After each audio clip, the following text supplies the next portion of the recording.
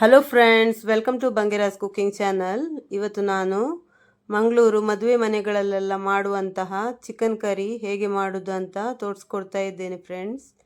ಹೇಗೆ ಮಾಡೋದು ಅಂತ ನೋಡುವ. ನೋಡಿ, ಮೊದಲಿಗೆ ನಾನು ಕೈಯಲ್ಲಿ 2 ಮುಷ್ಟಿಯಷ್ಟು ಇದು ಗುಂಟೂರು ಮೆಣಸು ತಗೊಂಡಿದ್ದೇನೆ ಮತ್ತು 1 ಮುಷ್ಟಿಯಷ್ಟು ಇದು ಬ್ಯಾಡಗಿ ಮೆಣಸು. ಇಷ್ಟು ಮೆಣಸು ಬೇಕು ಚಿಕನ್ ಕರಿ ಮಾಡಲಿಕ್ಕೆ. ಇಷ್ಟು ಮೆಣಸು ಇದು ಪದಾರ್ಥ ಮಾಡ್ತಾ ಇದ್ದೇನೆ. ನೋಡಿ, 2 ಮುಷ್ಟಿಯಷ್ಟು ಕೊತ್ತಂಬರಿ ತಗೊಂಡಿದ್ದೀನಿ, 1/4 ಚಮಚದಷ್ಟು ಮೆಂತೆ ಮತ್ತು 1/4 ಚಮಚದಷ್ಟು ಸಾಸಿವೆ ಮತ್ತು ಅರ್ಧ ಚಮಚದಷ್ಟು ಕರಿಮೆಣಸು ಮತ್ತು ಒಗ್ಗರಣೆ ಸೊಪ್ಪು ಮತ್ತು ಚಕ್ಕೆ, 2 ಪೀಸ್ ಚಕ್ಕೆ ತಗೊಂಡಿದ್ದೇನೆ. ಒಗ್ಗರಣೆ ಸೊಪ್ಪು ನಿಮಗೆ ಎಷ್ಟು ಬೇಕು ನೋಡಿ ಹಾಕ್ಬೋದು, ಸ್ವಲ್ಪ ಜಾಸ್ತಿ ಆದರೆ ಒಳ್ಳೆ ಫ್ಲೇವರ್ ಒಳ್ಳೆಯದಾಗ್ತದೆ. ನೋಡಿ, ಮೆಣಸನ್ನು ಹುರ್ಕೊಳ್ತಾ ಇದ್ದೇನೆ ನಾನು. ಗುಂಟೂರು ಮೆಣಸು ಮತ್ತು ಬ್ಯಾಡಗಿ ಮೆಣಸನ್ನು ಹುರ್ಕೊಳ್ತಾ ಇದ್ದೇನೆ. ಇಷ್ಟು ಮೆಣಸು ಬೇಕು. 2 ತೆಂಗಿನಕಾಯಿದು ಪದಾರ್ಥ ಮಾಡ್ತಾ ಇದ್ದೇನೆ. 2 ತೆಂಗಿನಕಾಯಿಗೆ ಇಷ್ಟು ಮೆಣಸು ಬೇಕು. ಇದನ್ನು ಚೆನ್ನಾಗಿ ರೋಸ್ಟ್ ಮಾಡಬೇಕು. ಚೆನ್ನಾಗಿ ಕೆಂಪಾಗುವ ತನಕ ರೋಸ್ಟ್ ಆಗಬೇಕಿದು. ತುಂಬ ಟೇಸ್ಟ್ ಆಗ್ತದೆ ಫ್ರೆಂಡ್ಸ್ ಇದು ಪದಾರ್ಥ. ಮಂಗಳೂರು ಮದುವೆ ಮನೆಗಳಲ್ಲೆಲ್ಲ ಮೊದಲಿಗೆ ನೀರು ದೋಸೆ ಜೊತೆ ಇಲ್ಲದ್ರೆ ಆಪಮ್ ಜೊತೆ ಎಲ್ಲ ಕೊಡ್ತಾರೆ, ಇಡ್ಲಿಗೆ ಎಲ್ಲ ಕೊಡ್ತಾರೆ. ತುಂಬ ಒಳ್ಳೆಯದಾಗ್ತದೆ. ನೋಡಿ, ಉಳಿದಿರೋ ಇಂಗ್ರೀಡಿಯೆಂಟ್ಸ್ ಎಲ್ಲ ನಾನು ತೋರಿಸಿದೆ ಅಲ್ಲ, ಅದನ್ನೆಲ್ಲ ಬೇರೆಯೇ ಫ್ರೈ ಮಾಡ್ತಾ ಇದ್ದೇನೆ. ಮೆಣಸನ್ನು ಬೇರೆ ಫ್ರೈ ಮಾಡಿದೆ ಮತ್ತು ಕೊತ್ತಂಬರಿ, ಕರಿಮೆಣಸು ಮತ್ತು ಮೆಂತೆ, ಚಕ್ಕೆ ಅದನ್ನೆಲ್ಲ ಬೇರೆ ಹುರ್ಕೊಳ್ತಾ ಇದ್ದೇನೆ. ಚೆನ್ನಾಗಿ ರೋಸ್ಟ್ ಆಗಬೇಕಿದು. ನೀವು ಚೆನ್ನಾಗಿ ರೋಸ್ಟ್ ಮಾಡಿದಷ್ಟು ಫ್ಲೇವರ್ ಚೆನ್ನಾಗಿ ಬರ್ತದೆ.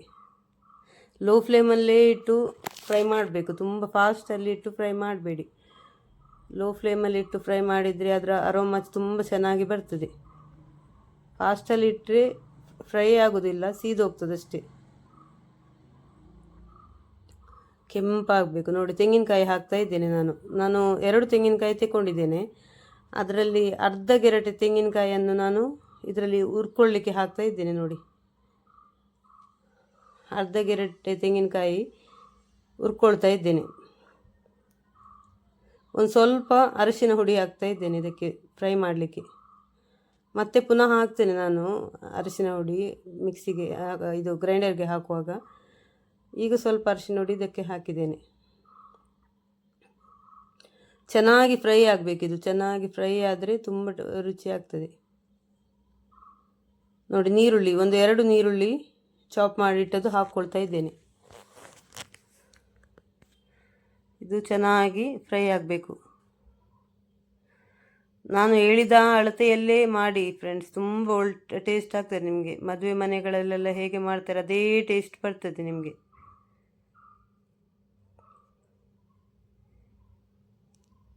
ನಾನು ಅರ್ಧ ಗಡಿ ತೆಂಗಿನಕಾಯಿದು ಹಾಲು ತೆಗೆದು ಹಾಕ್ತೇನೆ ಮತ್ತು ಒಂದು ತೆಂಗಿನಕಾಯಿ ಕಡಿಯುವಾಗ ಹಾಕ್ತೇನೆ.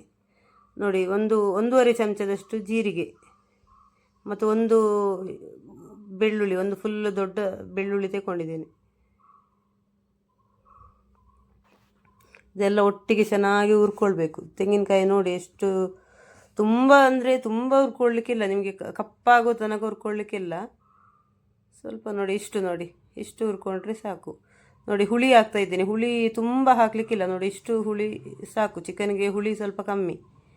ಮತ್ತು ಈ ಹುರ್ಕೊಂಡ ಮೆಣಸು ನೋಡಿ ಎಲ್ಲ ಒಟ್ಟಿಗೆ ಹಾಕ್ತಾ ಇದ್ದೇನೆ. ಈಗ ಇದನ್ನೆಲ್ಲ ಗ್ರೈಂಡರ್ಗೆ ಹಾಕ್ತೇನೆ ನಾನು. ನೋಡಿ, ಇದರಲ್ಲಿ ನಾನು ಹುರ್ಕೊಳ್ಳಿಕ್ಕೆ ಅರ್ಧ ಗೆರಟೆ ತೆಂಗಿನಕಾಯಿ ಹಾಕಿದ್ದೇನೆ. ಇನ್ನೂ ಪುನಃ ತೆಂಗಿನಕಾಯಿ ಹಾಕಲಿಕ್ಕೆ ಉಂಟು. ನೋಡಿ, ಇದಕ್ಕೆ ನೀರು ಎಷ್ಟು ಬೇಕು ನೋಡಿ ಹಾಕ್ಕೊಳ್ಬೇಕು.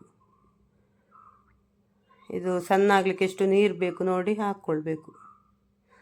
ನೋಡಿ, ಈ ಥರ ಮೆಣಸನ್ನೆಲ್ಲ ಅದಕ್ಕೆ ಕಲ್ಲಿಗೆ ನೋಡಿ ಹೀಗೆ ಇದು ಮಾಡಿದರೆ ಬೇಗ ಸಣ್ಣ ಆಗ್ತದೆ. ನೋಡಿ, ಮೆಣಸೆಲ್ಲ ಅದಕ್ಕೆ ಕಲ್ಲಿಗೆ ಸಿಕ್ಕುವ ಹಾಗೆ ಹೀಗೆ ಇದು ಮಾಡಬೇಕು. ಬೇಗ ಸಣ್ಣ ಆಗ್ತದೆ ಮಸಾಲ.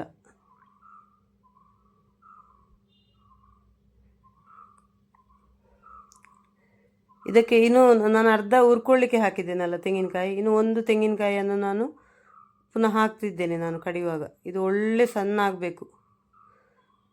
ಸಣ್ಣ ಅಂದರೆ ತುಂಬ ಒಳ್ಳೆ ಸಣ್ಣ ಆಗಬೇಕಿದು.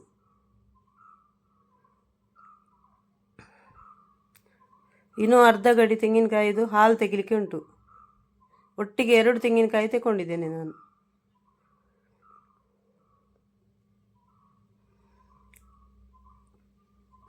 ಒಮ್ಮೆ ಮಾಡಿ ನೋಡಿ ಫ್ರೆಂಡ್ಸ್, ಇದೇ ಅಳತೆಯಲ್ಲಿ ಮಾಡಿ ನೋಡಿ.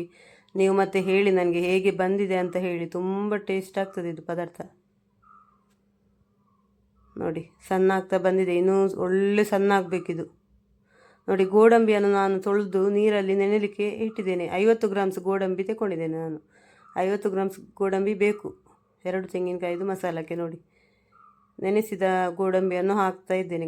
ಗೋಡಂಬಿಯನ್ನು ನೆನೆಸಿ ಹಾಕೋದ್ರಿಂದ ಬೇಗ ಫೈನ್ ಇದು ಆಗ್ತದೆ, ಪೇಸ್ಟ್ ಆಗ್ತದೆ, ಬೇಗ ಕಡಿಲಿಕ್ಕೆ ಸುಲಭ ಆಗ್ತದೆ ಅಂತ ಹೇಳಿ. ಹೀಗೆ ಕೂಡ ಹಾಕ್ಬೋದು, ಆದರೆ ನೀರಲ್ಲಿ ಹಾಕಿಟ್ರೆ ಬೇಗ ಸಣ್ಣ ಆಗ್ತದೆ ಅಂತ ಹೇಳಿ. ನೋಡಿ ಇನ್ನೂ ಅರ್ಧ ತೆಂಗಿನಕಾಯಿಯನ್ನು ನಾನು ಹಾಲು ತೆಗಿತಾ ಇದ್ದೇನೆ. ನೋಡಿ ಅರ್ಧ ಗಡಿ ತೆಂಗಿನಕಾಯಿಯನ್ನು ಒಟ್ಟಿಗೆ 2 ತೆಂಗಿನಕಾಯಿ ಆಯಿತು.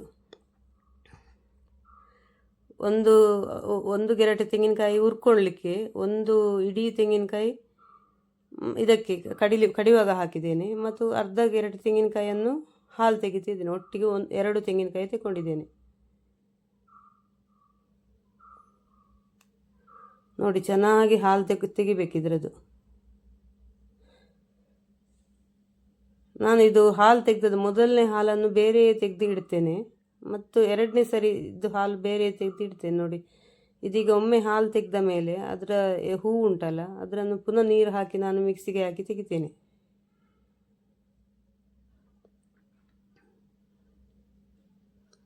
ನೋಡಿ ಒಂದು ಹಾಲು ತೆಗೆದಾಯಿತು.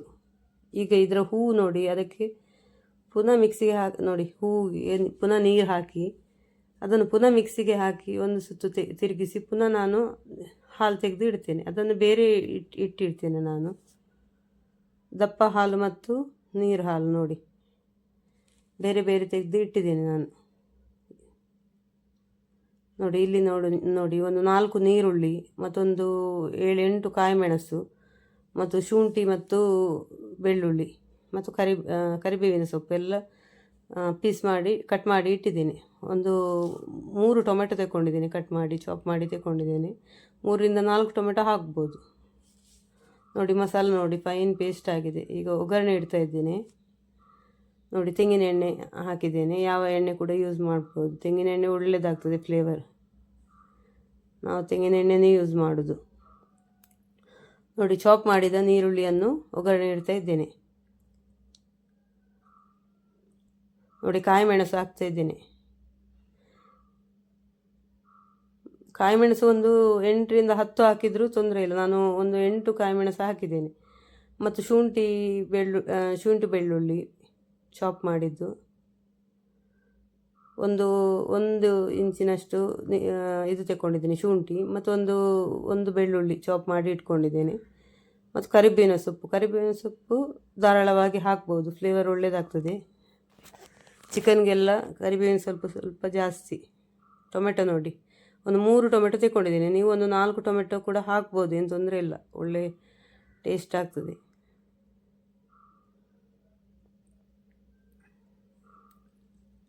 ಚೆನ್ನಾಗಿ ಬಾಡಬೇಕಿದು, ಚೆನ್ನಾಗಿ ಬಾಡಿಸಬೇಕು. ನೋಡಿ ಈಗ ಚಿಕನನ್ನು ಹಾಕ್ತಾ ಇದ್ದೇನೆ. ನಾನು ಒಂದು 1.5 kg ಚಿಕನ್ ತಗೊಂಡಿದ್ದೇನೆ. 1.5 kg ಚಿಕನನ್ನು ಹಾಕ್ತಾ ಇದ್ದೇನೆ. ತುಂಬ ಟೇಸ್ಟ್ ಆಗ್ತದೆ ಫ್ರೆಂಡ್ಸ್ ಇದು ಚಿಕನ್ ಕರಿ. ಮಂಗಳೂರು ಮದುವೆ ಮನೆಗಳಲ್ಲೆಲ್ಲ ಕ್ಯಾಟ್ರಿಂಗ್ಗಳಲ್ಲೆಲ್ಲ ಇದೇ ಥರ ಚಿಕನ್ ಕರಿ ಮಾಡ್ತಾರೆ. ನೋಡಿ ಅರಿಶಿನ ಪುಡಿ ಒಂದು ಚಮಚದಷ್ಟು ಅರಿಶಿನ ಪುಡಿ ಹಾಕ್ತೀನಿ. ಚಿಕನ್ಗೆಲ್ಲ ಸ್ವಲ್ಪ ಅರಿಶಿನ ಪುಡಿ ಸ್ವಲ್ಪ ಜಾಸ್ತಿ ಆಗಬೇಕು, ಇಲ್ಲದ್ರೆ ಅದೊಂಥರ ಸ್ಮೆಲ್ ಬರ್ತದೆ, ಅದಕ್ಕಾಗಿ. ನೋಡಿ ಉಪ್ಪು ರುಚಿಗೆ ನೋಡಿ ಹಾಕ್ಕೊಳ್ತಾ ಇದ್ದೇನೆ. ಉಪ್ಪು ನೋಡಿ ಹಾಕಿ. ನೋಡಿ ಇದು 2ನೇ ಸರಿ ತೆಗೆದ ಹಾಲು ಉಂಟಲ್ಲ, ತೆಂಗಿನ ಹಾಲು, ಅದನ್ನು ಹಾಕ್ತಾ ಇದ್ದೇನೆ. ನೀರು ಹಾಲನ್ನು ಮೊದಲು ಬೇಯುವಾಗವೇ ಹಾಕ್ತಾ ಇದ್ದೇನೆ. ಇದನ್ನು ಚೆನ್ನಾಗಿ ಬೇಯಬೇಕು ಚಿಕನ್. ಇದು ಒಂದು ಕುದಿ ಬರುವಾಗ ನಾನು ಮಸಾಲ ಹಾಕ್ತೇನೆ, ಮತ್ತೆ ಮಸಾಲದೊಟ್ಟಿಗೆ ಬೇಯ್ತದೆ. ನೋಡಿ ಕುದಿತಾ ಬರ್ತಾ ಉಂಟು.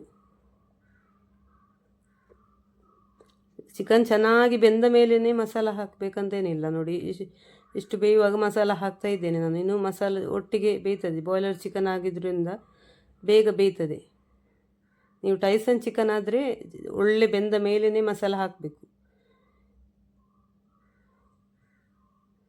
ನೋಡಿ ಎಷ್ಟು ಸಣ್ಣಾಗಿ ಬಂದಿದೆ ನೋಡಿ. ನೀವು ಚಿಕನ್ ಕರಿ ಎಲ್ಲ ಉಂಟಲ್ಲ ಎಷ್ಟು ಸಣ್ಣ ಆಗ್ತದೆ, ಮಟನ್ ಎಲ್ಲ ಅಷ್ಟು ಟೇಸ್ಟ್ ಆಗ್ತದೆ. ಚಿಕನ್ ಕರಿ ಮಟನ್ ಕರಿ ಎಲ್ಲ ಒಳ್ಳೆ ಸಣ್ಣ ಆಗಬೇಕು.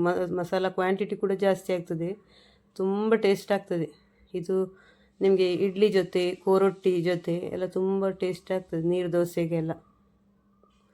ನೋಡಿ ಈಗ ಈ ದಪ್ಪ ಹಾಲನ್ನು ಹಾಕ್ತಾ ಇದ್ದೇನೆ ನಾನು, ತೆಂಗಿನ ಹಾಲು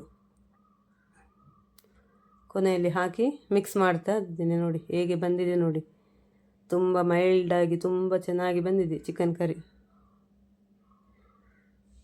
ಇದೇ ಅಳತೆಯಲ್ಲಿ ನೀವು ಟ್ರೈ ಮಾಡಿ ನೋಡಿ. ನಾನು ಇಂಗ್ರೀಡಿಯೆಂಟ್ಸ್ ಎಲ್ಲ ಡಿಸ್ಕ್ರಿಪ್ಷನ್ ಬಾಕ್ಸಲ್ಲಿ ಹಾಕಿಡ್ತೇನೆ ಎಷ್ಟು ಅಂತೇಳಿ ನೋಡಿ ಫ್ರೆಂಡ್ಸ್. ನೋಡಿ ಉಪ್ಪು ರುಚಿಗೆ ನೋಡಿ ಪುನಃ ಹಾಕ್ತಿದ್ದೇನೆ ನಾನು. ಕರೆಕ್ಟ್ ಅಳತೆಯಲ್ಲಿ ಇಂಗ್ರೀಡಿಯೆಂಟ್ಸ್ ಎಲ್ಲ ಡಿಸ್ಕ್ರಿಪ್ಷನ್ ಬಾಕ್ಸಲ್ಲಿ ಹಾಕಿ ಇಡ್ತೇನೆ. ಅದೇ ಪ್ರಮಾಣದಲ್ಲಿ ನೋಡಿ ಮಾಡಿ ಫ್ರೆಂಡ್ಸ್. ತುಂಬ ಚೆನ್ನಾಗಿ ಬಂದಿದೆ ಚಿಕನ್ ಕರಿ. ಇದು ಇಡ್ಲಿಗೆ ಕೋರೊಟ್ಟಿ ತುಂಬ ಫೇಮಸ್ ಮ್ಯಾಂಗ್ಳೂರಲ್ಲಿ. ಕೋರೊಟ್ಟಿಗೆ ಎಲ್ಲ ತುಂಬ ಒಳ್ಳೆಯದಾಗ್ತದೆ ಚಿಕನ್ ಕರಿ. ನೋಡಿ ಇದು ಮೇಲೆ ನೊರೆ ಬರ್ತದಲ್ಲ, ಇದೆಲ್ಲ ಚೆನ್ನಾಗಿ ಹೋಗಬೇಕು ಅಲ್ಲಿ ತನಕ, ಈ ನೊರೆ ಎಲ್ಲ ಹೋಗುವ ತನಕ ಕುದಿಸಬೇಕು. ಯಾಕಂದರೆ ಆ ನೊರೆ ಉಂಟಲ್ಲ ಹೋಗೋ ತನಕ ಕುದಿಸಿದರೆ ನಿಮಗೆ ಪದಾರ್ಥ ಬೇಗ ಕೆಡುವುದಿಲ್ಲ, ತುಂಬ ಸಮಯ ತನಕ ಕೆಡುವುದಿಲ್ಲ. ಇಲ್ಲದ್ರೆ ಬೇಗ ಕೆಡ್ತದೆ. ಅದಕ್ಕೆ ಬೇಕಾಗಿ ಹೇಳೋದು ನಾನು. ಈ ನೊರೆ ಎಲ್ಲ ಚೆನ್ನಾಗಿ ಕುದಿದು ಅದು ನೊರೆ ಎಲ್ಲ ಹೋಗಬೇಕು ಮೇಲೆದು. ಹಾಗಾದರೆ ಪದಾರ್ಥ ಚೆನ್ನಾಗಿ ಕುದಿದಿದೆ ಅಂತ ಅರ್ಥ. ನೋಡಿ ಚಿಕನ್ ಕರಿ ರೆಡಿಯಾಗಿದೆ. ನೀವು ಮನೆಯಲ್ಲಿ ಟ್ರೈ ಮಾಡಿ ಫ್ರೆಂಡ್ಸ್. ನೋಡಿ ಕೋರೊಟ್ಟಿ ಜೊತೆ ಸೂಪರ್ ಕಾಂಬಿನೇಷನ್. ಹೇಗೆ ಆಗಿದೆ ಅಂತ ಹೇಳಿ ಕಮೆಂಟ್ ಮೂಲಕ ತಿಳಿಸಿ. Thank you friends.